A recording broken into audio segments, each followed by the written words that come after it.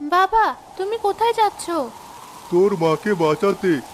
কিন্তু তুমিও যদি মায়ের মতো হারিয়ে যাও তাহলে আমার আর তন্নির কি হবে? আমরা দুজন কি নিয়ে বাঁচবো? আমি তোর মাকে কথা দিয়েছিলাম, তার বিপদে আপদে সবসময় তার পাশে থাকবো। তাকে একা ফেলে রেখে কোথাও যাব না। এখন আমাকে আমার কথা রাখতে দে মা। বাবা, বাবা আমাকে ফেলে রেখে চলে গেল। এখন আমি বাড়ি গিয়ে তন্নিকে কি বলবো?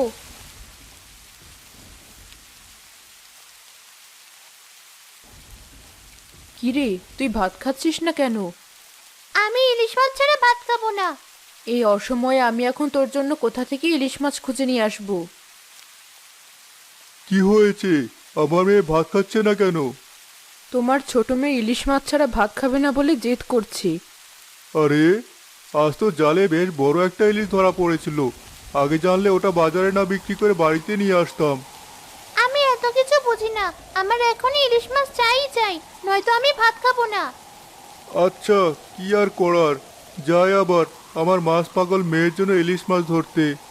কি বলছো তুমি? বাইরে কেমন ঝড়ো বাতাস উঠেছে, চোখে পড়ছে না তোমার?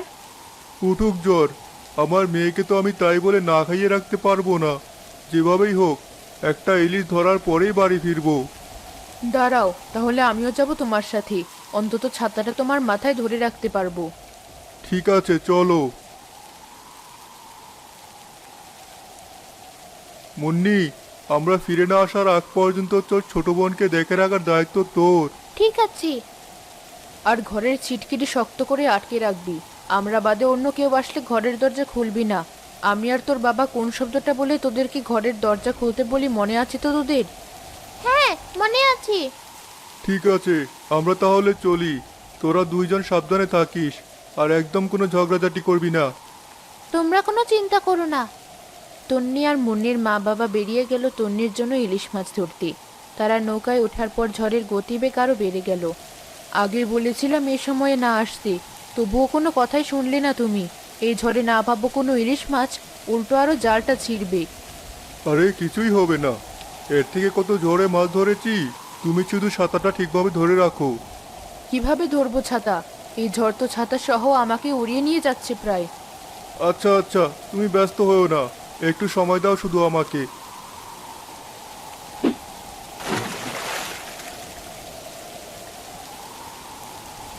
তাড়াতাড়ি করো, মেয়েদেরকে একা বাড়ি ফেলে রেখে এসেছি এই ঝড়ের মধ্যে। এখন খুব চিন্তা হচ্ছে। আপু, মা বাবা এখনো বাড়ি ফিরছে না কেন? আমার খুব চিন্তা হচ্ছে। আমার লাগবে না কোনো ইলিশ মাছ, যা আছে তাই দিয়ে ভাত খাবো আমি। এই কথাটা আগে বলতে পারলি না তুই? তোর জন্য মা বাবাই ঝড়ের মধ্যে বেরিয়ে গেল। কিন্তু আমি তো... হয়েছে, এখন আবার কাঁদা শুরু করিস না। মা বাবা এমনি আমাকে বলে গেছে তোর সাথে ঝগড়া না করতে, কিন্তু সময়ও তো কম পার হলো না।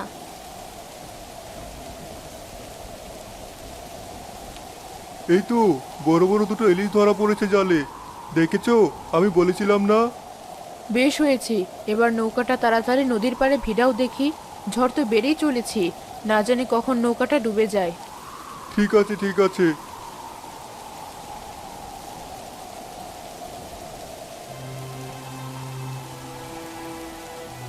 না, আমার আর বসে থাকতে ভালো লাগছে না।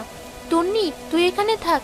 আমি একটু নদীর পাড়ে গিয়ে দেখে আসি মা বাবা এত দেরি করছে কেন, কোনো সমস্যা হলো কিনা। আচ্ছা আপু, তুইও আবার মা বাবার মতো দেরি করিস না, তাড়াতাড়ি ফিরে আসিস। ঠিক আছে, তুই সাবধানে থাকিস।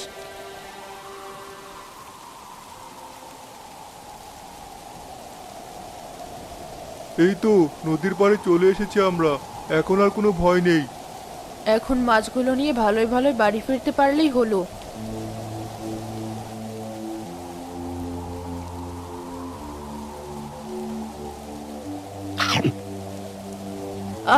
আমার পা টেনে ধরেছে কি যেন। কি হলো? এ কি? কুমির কোথা থেকে আসলো? আমাকে বাঁচাও এই কুমিরের হাত থেকে। তুমি একটু অপেক্ষা করো, আমি এখনই বড় একটা লাঠি নিয়ে আসছি এই কুমিরটাকে মারার জন্য। তাড়াতাড়ি করো, এই কুমিরটা আমার পা ছিঁড়ে ফেললো।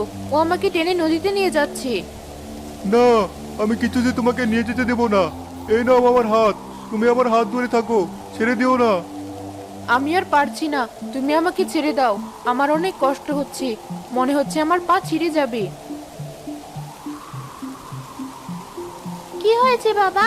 মা এমন করছে কেন? এ কি কুমির? এই কুমিরটা মাকে ব্যথা দিচ্ছি। মুন্নি, তুই তোর ছোট বোনটাকে দেখে রাখিস, ওর মনে কষ্ট দিস না কখনো। আর তোর বাবাকে এখান থেকে নিয়ে যা তুই। আমি চললাম, তোরা ভালো থাকিস। না, তুমি আমার হাত ছাড়বে না কিন্তু একদম। মা! না, এ হতে পারে না। আমি ওকে ফেরত আনবই। বাবা, তুমি কোথায় যাচ্ছ?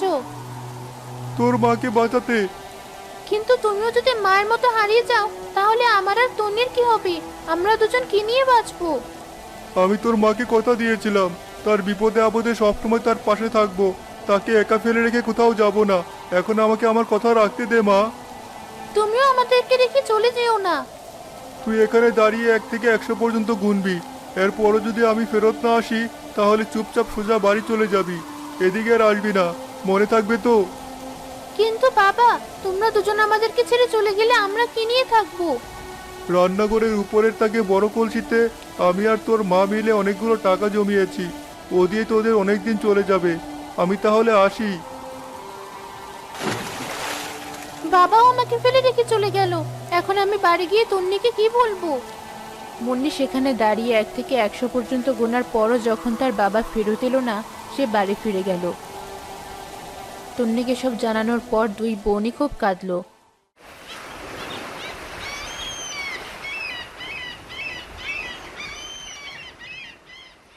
আপু, আমার খুব খিদে পেয়েছে, ভাত খেতে দে আমায়।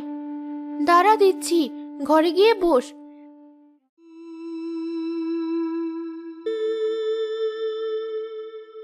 মাছের গন্ধ কোত্থেকে আসছে? আরে বাহ, ওই তো, ওই মেয়েটা কত সুন্দর মাছ ভাজি করছে। আর কি সুবাস সেই মাছের! যে করেই হোক, ওখান থেকে একটা মাছ ভাজি তো আমার চাই চাই। যাই, ঘরে গিয়ে তন্নিকে ডাল দিয়ে ভাত বেড়ে দিয়ে আসি, ততক্ষণে মাছগুলো আরেকটু ভাজি হোক। এই তো সুযোগ মাছ ভাজা খাওয়ার। মেয়েটা চলে গেছে, একটা খেয়ে দেখি কেমন।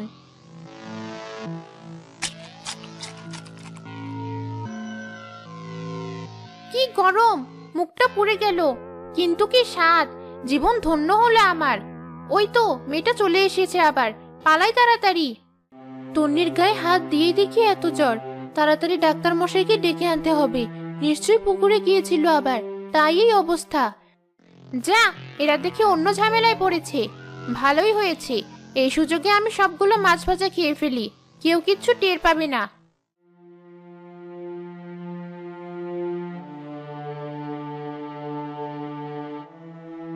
আমি কিছু ওষুধ লিখে দিচ্ছি, এগুলো এনে ওকে খাইয়ে দিও। আর সারা রাত ওর মাথায় পানি আর জলপট্টি দিতে থাকবে, নয়তো কিন্তু ওর জ্বর বেড়ে অবস্থা আরো খারাপ হতে থাকবে। জি ডাক্তার সাহেব, আমি ওর খেয়াল রাখবো। মুন্নি তন্নির মাথায় পানি আর জলপট্টি দিতে দিতে ঘুমিয়ে পড়ল। তন্নির মাঝরাতে হঠাৎ ঘুম ভেঙে গেল। আপু, আমার খুব পানি পিপাসা পেয়েছি, আমায় একটু পানি খেতে দি। আপু তো ঘুমিয়ে পড়েছি, আমি নিজেই পানি খেয়ে আসি। মাছগুলো খেয়ে পেটটা আজ অনেকদিন পর তৃপ্তি পেয়েছে। এখন থেকে বাড়ির আশেপাশেই থাকবো আমি। কে জানে, আবার হয়তো সুযোগ আসবে এমন মজার মাছ খাওয়ার। পানি তো খেলাম, কিন্তু হঠাৎ এমন আমার মাথাটা ঘোরাচ্ছে কেন? কি ব্যাপার, ভিতরে জোরে কিছু পড়ার শব্দ হলো মনে হয়। জানালা দিয়ে দেখি তো। আরে, মেয়েটা তো দেখছি পড়ে গিয়েছে। যাক, পড়ুক আর মরুক, আমার কি। আপু, আমি উঠতে পারছি না, আমাকে একটু উঠা। মা, বাবা, তোমরা কে কোথায় আছো? আমার খুব কষ্ট হচ্ছে।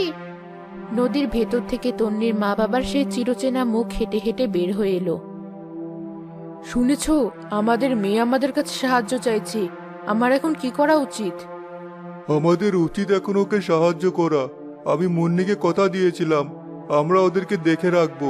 এখন সময় হয়েছে সেই কথা রক্ষা করার। ঠিক আছে, তাহলে আমি যাচ্ছি আমার মেয়েকে বিপদে সাহায্য করতে। তুমি না হয় পরের বার এসো। যাও, আমি তোমার জন্য এখানে অপেক্ষা করছি। মা, আমাকে সাহায্য করো, আমার খুব কষ্ট হচ্ছে। এই তো মা, আমি চলে এসেছি। আপু তুমি? আমি তোর মুন্নি আপু না, আমি তোর মা। মা তুমি? কিন্তু মুন্নি আপু তো বলেছিল তুমি আর বাবা আমার জন্য মাছ ধরতে গিয়ে। আমার অনেক বড় ভুল হয়ে গেছে মা, তোমরা আমাকে ক্ষমা করে দাও। আমি আর কখনো কোনো কিছু আবদার করব না। তবুও তোমরা দুজন ফিরে এসো আমাদের মাঝে। হয়েছে, ওসব কথা বাদ দে। চল, তোকে তোর বিছানায় নিয়ে যাই। আচ্ছা চলো মা।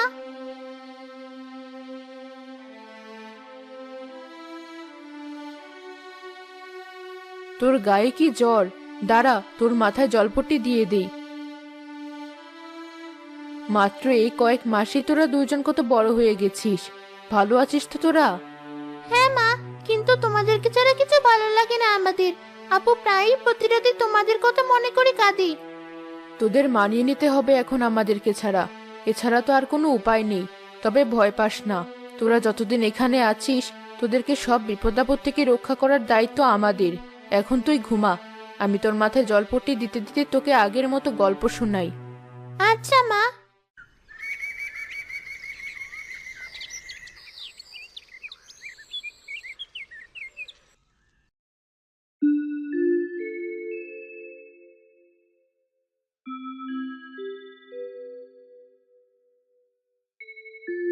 এই তন্নি, তোর জ্বর তো দেখছি একদম কমে গেছে।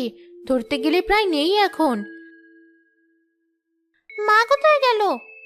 না, মনে হয় জ্বর এখনো পুরোপুরি কমেনি, তাই জ্বরের ঘুরে এখনো উল্টোপাল্টা কথা বলছিস। না আপু, আমি সত্যি বলছি। কাল মা এসে আমাকে পানি খাইয়েছে, জলপটি দিয়ে দিয়েছে। হয়েছে, আর বলতে হবে না। কাল তোর জন্য ইলিশ মাছ ভাজি করে রেখেছিলাম, বিড়াল মনে হয় সব খেয়ে নিয়েছে। এখন তুই সুস্থ হয়েছিস, আজ বাকি ইলিশগুলো ভাজবো। আচ্ছা আপু। আজকেও তাহলে ইলিশ ভাজা হচ্ছে, কিন্তু আজ তো দুজনেই সুস্থ। আর মেয়েটাও কালকের ঘটনার জন্য ইলিশের সামনে থেকে সরছেই না। কিভাবে ইলিশ পাবো আজ? এক কাজ করি, দুজনকেই মেরে মুড়ে ওদের ইলিশ নিয়ে নেই। এই ছোট দুটো মেয়ে দেখে আমি এত ভয় পাবো কেন? এ কি, তুমি কি? আমি শাকচুন্নি। তোর আর তোর বোনের জীবন বাঁচাতে চাইলে তোর হাতে সব ইলিশ আমাকে দিয়ে দে, নয়তো তোদের দুজনকেই আমি মেরে ফেলবো। না, অনেক কষ্টে এতদিন পর একটা ইলিশ কিনেছি, দেবো না তোমাকে এই ইলিশ। আমার এই লম্বা হাতের এক চড় খেলেই তোর আক্কেল ফিরে আসবে। বাবা, আমাকে বাঁচাও। মুন্নি আমাকে ডাকছে, ওদের বড় কোনো বিপদ হয়েছে নিশ্চয়ই। চলো, আমরা দুজনেই তাহলে যাই।